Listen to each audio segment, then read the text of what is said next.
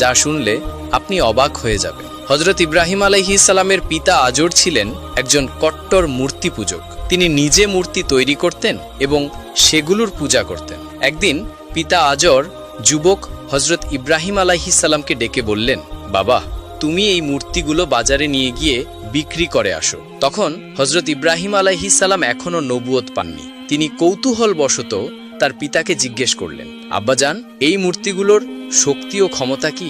ছেলের মুখে এমন প্রশ্ন শুনে পিতা আজর বললেন, এই মূর্তিগুলোর শক্তি ও ক্ষমতা হলো তারা আসমান, জমিন এবং পৃথিবীর সবকিছু সৃষ্টি করেছে, ইভেন আমাদেরও। তারাই আমাদের খোদা, তাই তাদের উপাসনা ও প্রার্থনা করতে হবে। এই কথা বলে আজর মূর্তিগুলো একটি ঝুড়িতে ভরে হযরত ইব্রাহিম আলাইহিস সালামের মাথায় তুলে দিলেন। এরপর তিনি সেই ঝুড়ি মাথায় করে বাজারের উদ্দেশ্যে রওনা দিলেন। রাস্তায় যেতে যেতে হযরত ইব্রাহিম আলাইহিস সালামের প্রস্রাবের প্রয়োজন হলো, তাই তিনি ঝুড়িটি নামিয়ে রাস্তার পাশে রেখে প্রস্রাব করতে গেলেন। কিছু সময় পর ফিরে এসে তিনি দেখলেন মূর্তিগুলোর শরীর ভেজা। এমন দৃশ্য দেখে তিনি মূর্তিগুলোকে জিজ্ঞেস করলেন, কি ব্যাপার, তোমাদের শরীর পানিতে ভিজেছে কেন? কিন্তু মূর্তিগুলো কোনো উত্তর দিল না। কিছুক্ষণ পর হযরত ইব্রাহিম আলাইহিস সালাম খেয়াল করলেন তার পাশে একটি কুকুর দাঁড়িয়ে রয়েছে এবং সেই কুকুরের নিচ দিয়ে টপ টপ করে পানি পড়ছে। এ দৃশ্য দেখে তিনি বুঝে গেলেন কুকুরটি প্রস্রাব করে মূর্তিগুলোর শরীর ভিজিয়ে দিয়েছে। তখন তিনি রাগান্বিত কণ্ঠে চিৎকার করে বলতে লাগলেন, কি ব্যাপার, তোমরাই নাকি খোদা? আকাশ, জমিন ও মানুষ সৃষ্টি করেছ, তাহলে এই সামান্য কুকুরের হাত থেকে নিজেদের রক্ষা করতে পারলে না কেন? যখন কুকুর তোমাদের গায়ে প্রস্রাব করছিল তখন দৌড়ে পালালে না কেন? অথবা কুকুরকে তাড়িয়ে দিলে না কেন? কেমন খোদা তোমরা, নিজেরাই নিজেকে রক্ষা করতে পারো না? এই বলে হযরত ইব্রাহিম আলাইহিস সালাম রাগান্বিত হয়ে মূর্তিগুলোর ঝুড়ি নদীতে নিয়ে গিয়ে ফেলে দিলেন এবং মূর্তিগুলোকে পানিতে চুবিয়ে গোসল করালেন। এরপর তিনি সেগুলো সারিবদ্ধভাবে দাঁড় করালেন এবং বললেন, তোমরা যদি সত্যিই খোদা হও তাহলে এখান থেকে বাজার পর্যন্ত হেঁটে হেঁটে যাও। আমি সামনে হাঁটবো আর তোমরা পেছনে পেছনে হাঁটবে। তিনি হাঁটা শুরু করলেন, কিন্তু কয়েক কদম পরে পেছনে ফিরে দেখলেন মূর্তিগুলো আগের জায়গাতেই দাঁড়িয়ে আছে। তখন তিনি আবারও রাগান্বিত হয়ে বললেন, তোমরা কিসের খোদা? আসমান, জমিন, মানুষ সবকিছু সৃষ্টি করেছ, অথচ নিজে নিজে হাঁটতে পারো না। আমি তো কিছুতেই তোমাদের খোদা হিসাবে স্বীকার করতে পারি না। এরপর তিনি একটি রশি বের করলেন, সব মূর্তির কোমরে বেঁধে রশির এক প্রান্ত হাতে নিয়ে টেনে হিচড়ে বাজারের দিকে নিয়ে যেতে লাগলেন।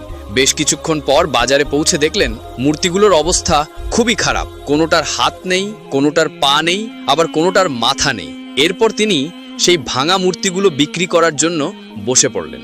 দীর্ঘক্ষণ বসে থাকার পরও একটি মূর্তিও বিক্রি হলো না, কারণ মূর্তিগুলো ছিল ভাঙা, আর ভাঙা মূর্তিকেই বা কিনবে? অবশেষে তিনি সেগুলো ঝুড়িতে ভরে বাড়ির দিকে রওনা দিলেন।